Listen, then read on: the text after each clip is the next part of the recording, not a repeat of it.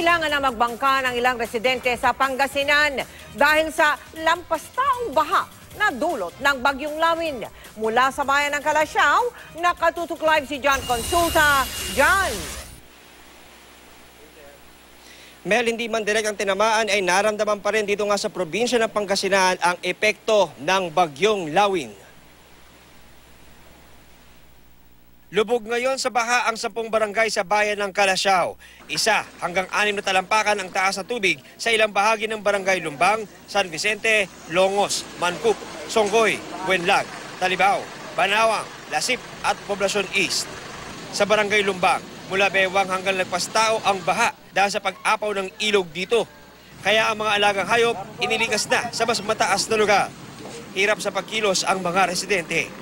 Ang ilan, nagbangka na para makatawid sa baha at makakuha ng mga pangunahing kailangan tulad ng tubig at pagkain. Kasi yung baha, hindi ordinaryong baha na hanggang tuhod lang, lagpas tao, hanggang dibdib, ganun po. At ang problema pa, pag bumabaha, matagal, ilang araw. At mostly, hindi agad nagsusubside. Nasa 8 feet pa rin ang taas ng Sinukulan River sa Calasiao. Kaya nasa evacuation centers ngayon ang nasa 30 pamilya o halos 200 katao. Natatakot kami, may tubig. Gusto nga na rin na po namin umuwi, kaya lang may tubig pa daw eh. Malalim na po yan, sir.